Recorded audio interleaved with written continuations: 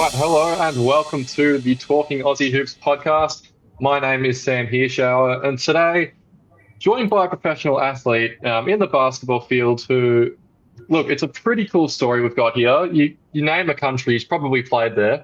There's a guy that's grew up in the United States, has come all the way over to Australia, and just recently, the last week or so, has won the Big V Division 1 Men's Championship for the RMIT Redbacks. So without further ado, welcoming Steve Coffey. How you doing?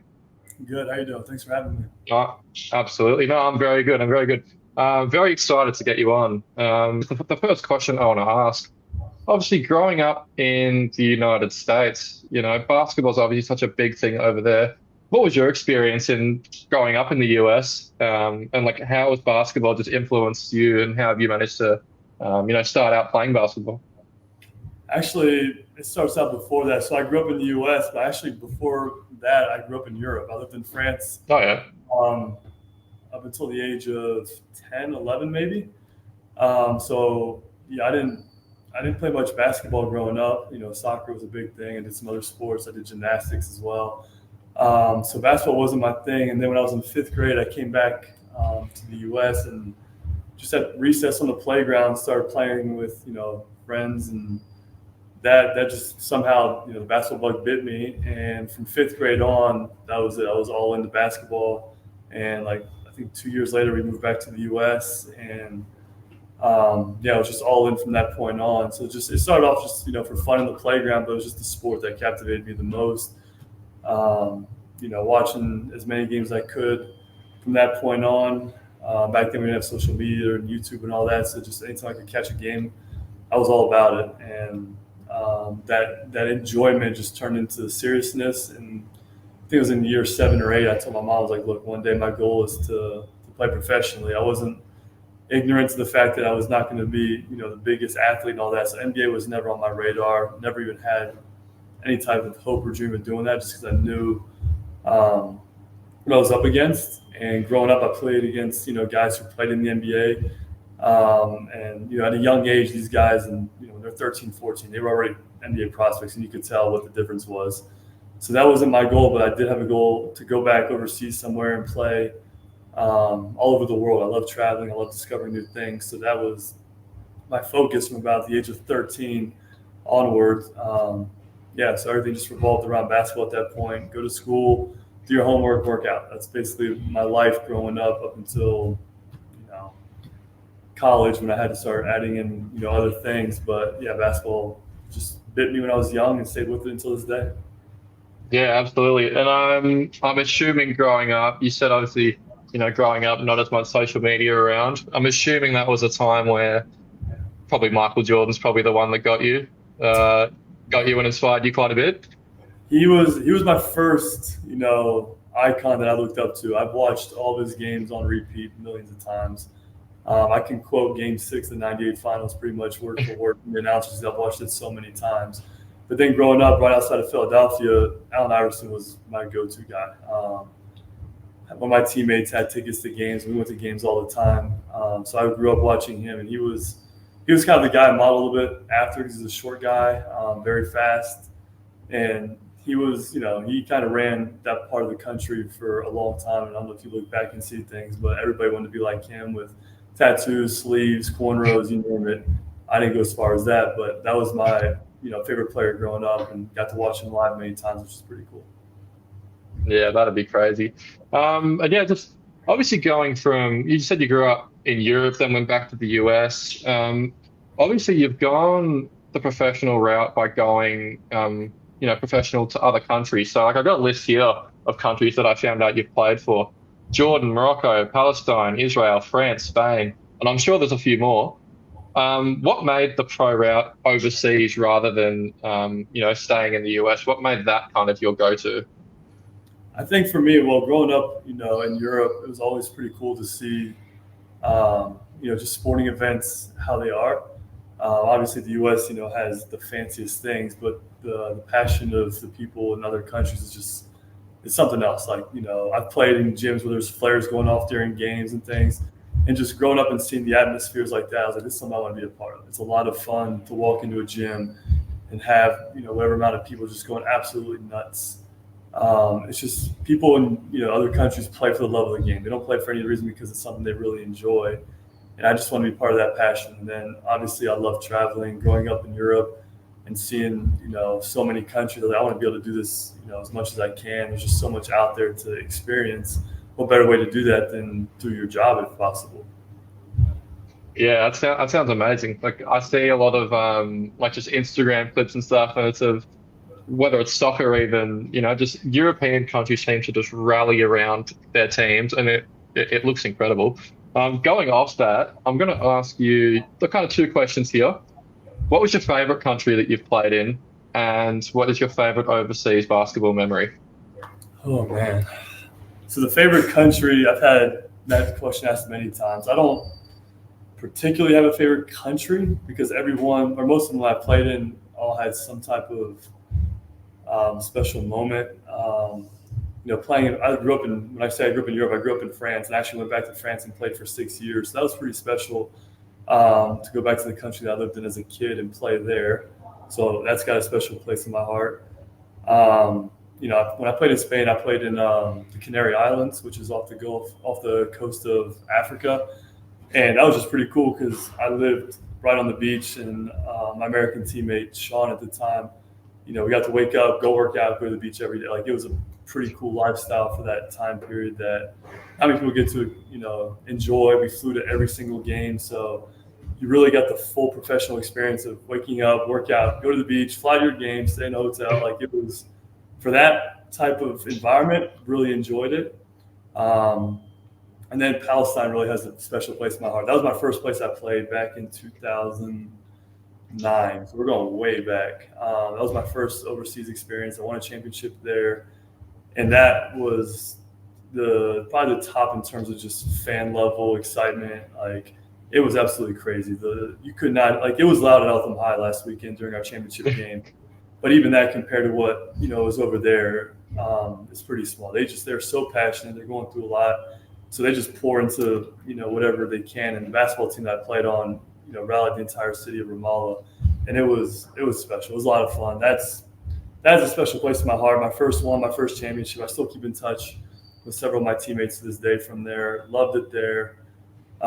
Jordan was pretty cool because one of my best friends is an American Jordanian who was living there at the time. So we got to hang out very often while I was over there. And Morocco is a pretty funny story because my wife actually grew up in Morocco. She's American as well, from Texas. But her family was actually living a couple hours from where I was playing at the time, except I didn't know that she was there because we never met at the time. And then when we met several years later, come to find out, we were near each other. So that's a pretty cool story.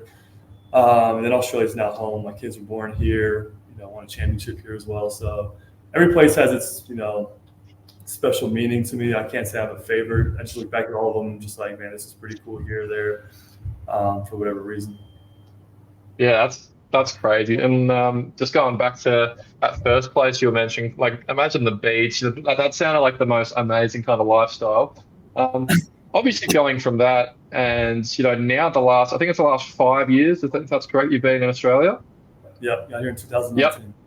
Yeah, perfect. So the last 5 years or so in Australia, what made Australia an appealing place for you to come and play basketball? So before Australia, I was actually in Vietnam, and the coach at the time of our first year here, Marty Ford, and my teammate Aaron Pantano flew over to Vietnam to watch the championships over there. And that's where I met them. And a few months later, they told me this place called RMIT in Melbourne was starting a club and asked me to come on board. I'd always wanted to come to Australia just because I heard great things about it. And most Americans, I was completely ignorant. I thought the entire country was the Gold Coast, so I thought it was warm, sunny all year round. So we got here in February, beautiful weather, and then 3 months later, it's getting cold, and I'm so confused because I have no idea why. Because I'm thinking it's supposed to be nice, it's not supposed to be cold ever. So it was a little bit of a culture shock to what I imagined the country to be because we don't know a whole lot about Australia outside of beautiful beaches, beautiful weather. That's all they pretty much teach us, and kangaroos, of course. So we got here in 2019, and I just thought it'd be a great experience to come over here and experience, this country. I'd always wanted to, so it was a pretty easy decision when I was asked to come on board to say yes. Yeah, that's crazy. Yeah, it's a fair call. Melbourne's a weird place like that. The weather can just flip up and down. It's unreal.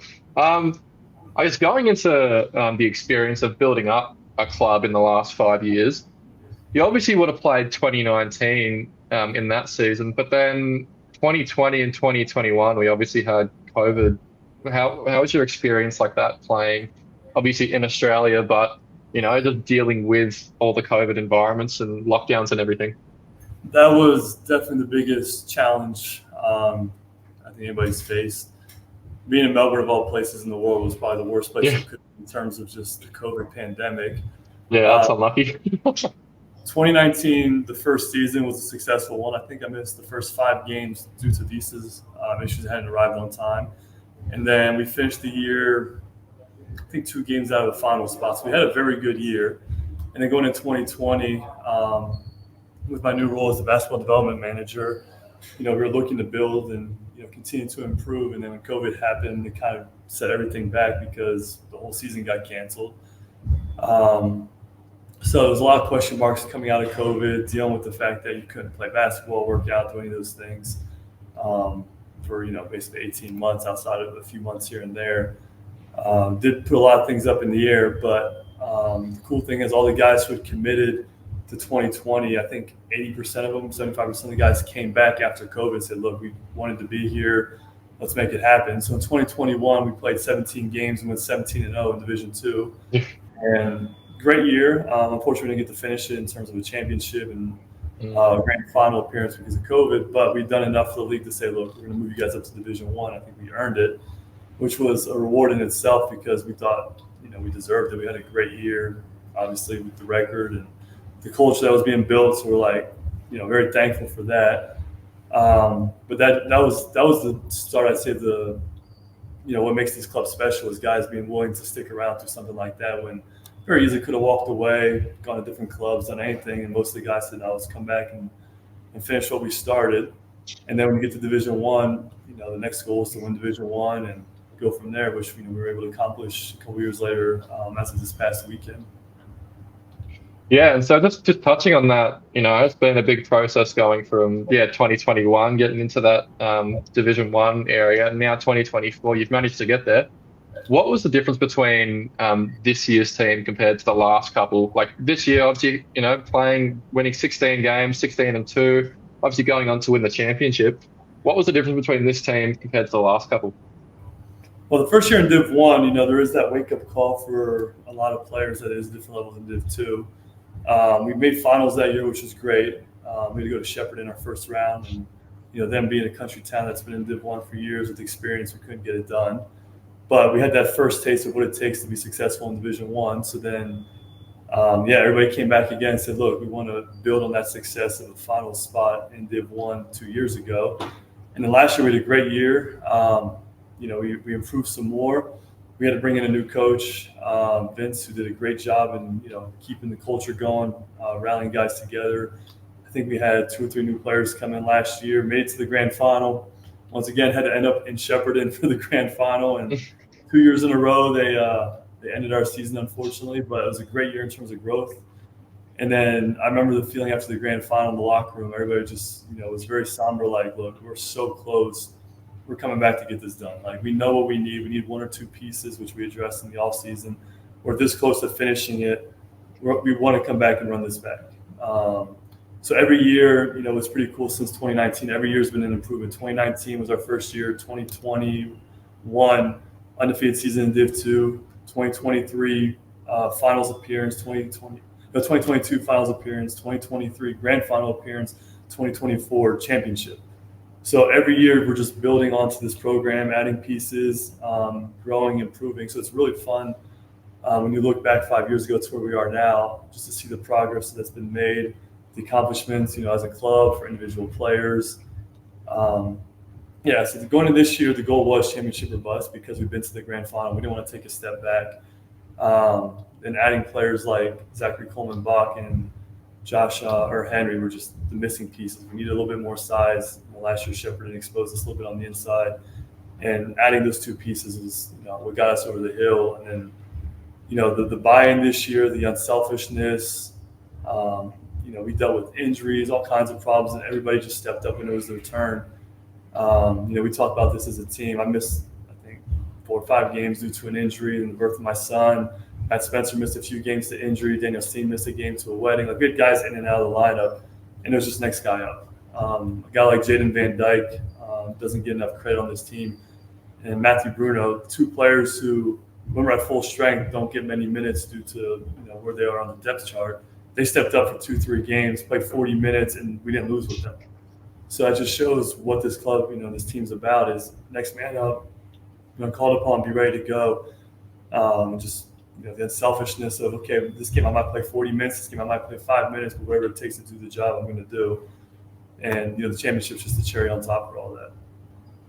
Yeah, it's an amazing reward for all the hard work, for not just like individuals, but for the whole team collectively. Just as a question for you, in a Division 1 Big V team, what's kind of the week by week structure? Like, how many times are you guys training per week? What are you guys doing off the court with like gym workouts? So this can just be like individually for you, but what's kind of that week by week scenario that you go through during the season? Like most teams, we train twice a week, Tuesday, Thursdays. Thursdays are game preparation for the weekend, and then games on Saturdays. So I coach the youth league team as well. So for me personally, I'm here pretty much all evening, twice a week, coaching the youth league, and then jumping into my practice right after that. Thursdays we do our film sessions for the upcoming week and preparation for who we're going to play. And then on their own, a lot of guys do individual workouts. Some will come up here to RMIT in Glendura. Some do it in their own place, depending on where they live. They can't make the drive up here, which is totally understandable.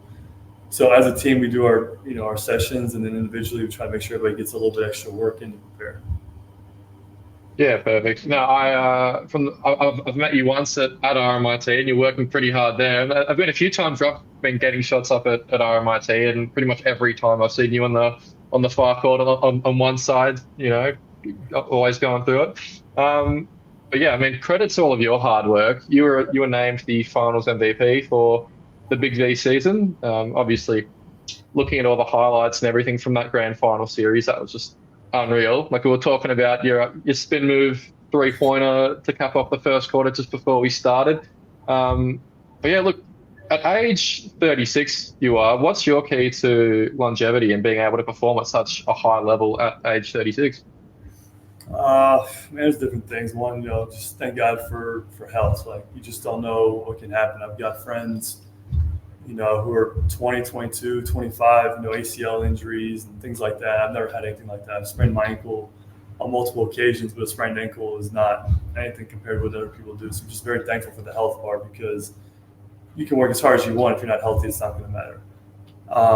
Then, my wife at home is so supportive. She's such a blessing to me in terms of just helping me get ready. Having 2 kids now is not easy to manage that with life. So, like, the whole final series, she allowed me to sleep in the guest room, which isn't something I do on the regular, but she knew how important it was to be able to get rest, so I wasn't tired during the day. And during my extra workouts during the year, she'll take the kids and things like that, which, might not sound like much, but that extra 2 hours or hour a day throughout the course of the season just helps you stay sharp. I don't drink, I don't smoke, I don't go out much. I'm just a home person. I'd rather get my workouts and then just spend the time with my family at home as much as possible. So just keep my body healthy, through eating well, rest, things like that is probably the most important thing. The other thing I got to talk about, though, is RMIT does have a placement program. We have osteos and chiros that are going through their schooling, and they provide services to the athletes. So for anybody who plays for RMIT, whether it's, the uni team or the Big V team, you can go see osteos and chiros and get treatment. And yeah, I definitely took advantage of that all year round, as well as some of our other players. So it is a big help knowing that, hey, I've got a tight hamstring or a lower back or whatever it is. You can go in there, get treatment, get work on that. So throughout the season, my ankle, the rest of my body, I did take advantage of that as much as possible. And that's very helpful. Yeah, well, coming from an osteo myself, I've got my massage table right there. So that'll be me in a couple of years. I'm just first year. No, that's really cool. And being able to use the student facilities with chiros and osteos. If I'm not mistaken, I'm pretty sure there are physios starting out sometime soon. Physios this year. Yeah. We'll be working with them starting next year.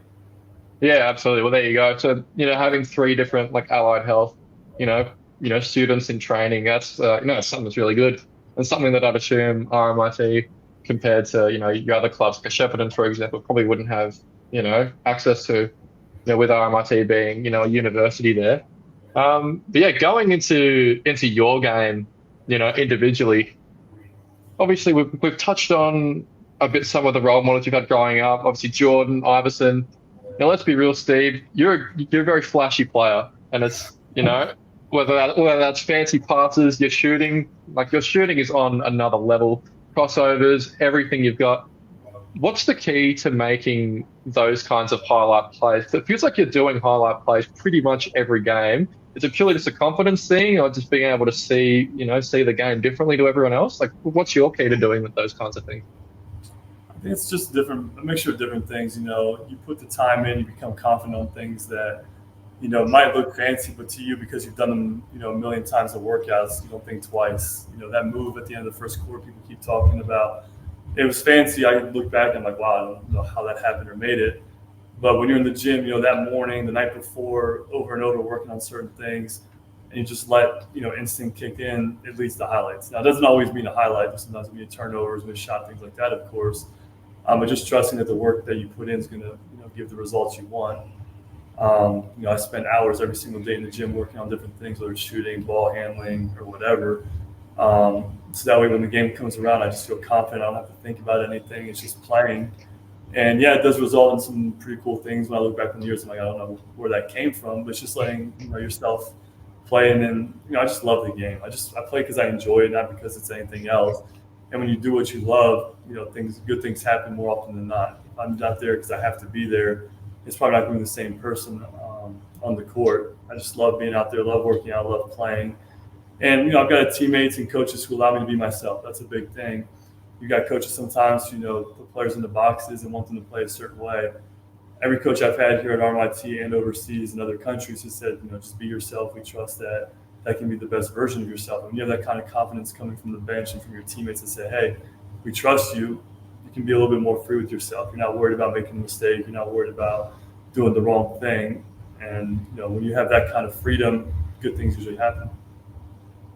Yeah, and it's like the old quote: "You never have to work a day in your life if you love what you're doing," and that doesn't apply to anyone more so than you, it seems. But yeah, just going back a while. So I met you a few months ago. Funny story, through Facebook Marketplace, as I was trying to get rid of some shoes. Mm-hmm. Funny story. So in regards to shoes, just a quick fire question here. What's your go-to performance playing shoe with basketball? Obviously, Kobe's are the grails, but with the price of Kobe's right now, that's become something that doesn't really happen. I did hit on the gold medal 4s that are behind you right there, but those are staying in the box. I was going to break them out for the grand final. I was very tempted. That would have been cool. It worked out well, but right now, KD15s, for me, is the best shoe available. I was playing the Ant Pearls, and it's just a great shoe. So I'm always looking for that shoe on Marketplace as much as I can. It's kind of hard to find because it's a couple years back. But that, to me, is probably the best shoe available right now. Yeah, no, that's fair. And another thing about you, something that I've noticed just from watching, you play, you tend to play basketball with like the ankle sock look. What's the story behind that? Because I've never seen that before. Like, it's something cool. It's a different thing. Like, I feel like it doesn't look bad. It's cool. But what's the story behind it? Got on me about that. Shout out to Jerry Reed if he ever watches this, who used to play at Coburg and played at Melbourne Uni this year, who's always getting on me about that. So yeah, growing up, being an older guy in the early 2000s, baggy shorts and ankle socks was, the fad. That's what everybody did. So that's how I grew up. I grew up wearing ankle socks and baggy shorts, and 20 years later, it hasn't changed. I still wear baggy shorts compared to what most people wear, and ankle socks. And it's just been something I've done my whole career. And as, culture changes and people change, I just felt comfortable with it. So in college, people used to get on me. Overseas, people have gotten on me. In Australia, people get on me. Wear your socks, put some socks on. At the end of the day, if I can play the way I do with ankle socks, I'm not going to change anything. So it's kind of a staple. People have tweeted about it as well, which has been pretty funny.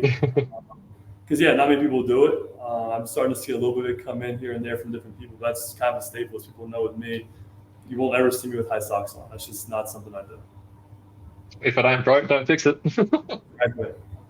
Yeah. And then, the last question I want to ask you. So obviously we've touched on your playing career. You're also coaching youth league at RMIT. So what about coaching makes you want to be doing that? I just love it. It's something I started doing my first year playing in France. I coached the under-17s team, and we got to the semifinal that year. The following year, I re-signed with the same team. We won the championship for under-17s. It's just my second passion. I love playing, obviously, but as I get older, playing will stop at some point. I don't know when, hopefully later rather than sooner. But, just being able to pour into other people what I've learned, the way I see the game, is something I just really enjoy doing. I love coaching youth players just because they're very malleable. They want to listen. They're still forming habits. There's a lot to work with. Seniors, it's just a whole different ballgame. I enjoy that as well. But with the juniors, there's just so much you can teach them. So when RMIT started UBL 3 years ago, I took that on first. I was coaching nationals, which is the formerly known as Uni Games. It's gone well, won 2 bronze medals with that and finished 4th in 2022. But it's just something I just really enjoyed doing. And then the youth league came on board, and I had my talks with RMIT. I was like, this is something, I want to be a part of as much as possible. And when we, started our team last year, it was like, okay, how can we make this work? Being a player still, I can't make every single game or practice at times due to schedule conflicts, but very thankful that Big V, the way they set up their schedule, allowed me to coach in most of the games this year. Had a little passage back in April where some things were happening outside of basketball where I couldn't be there, but I was there for most games. All practices they practiced before the men's team, so I was able to be at all the practices and enjoyed every minute of it this year. We had a very good season for a first-year team, finishing 10th out of 18. I had, I would say, 9 players who were aged 18 and under for an under-23 league, so we're very young. That means the future is very bright. A lot of kids who they love basketball, they work hard, they want to be part of something special. And the culture of the men's team has definitely trickled down. There's relationships between the two teams where, guys talk, and, I've had some guys come in and work out the youth league players before practice to help them out. So the full circle thing is pretty cool to see. That's definitely what I want to get into as much as possible once I'm done playing. Yeah, absolutely. No, it's really cool to see, not just, it shows the full passion that you've got for basketball. It's not just playing. You just want to be around the game as much as you can. Goes to show with coaching. But look, that's going to wrap it up for this episode. Thank you very much for coming on. I've loved watching you play and hearing about your story and everything. So thank you again for coming on. We'll look to wrap up there.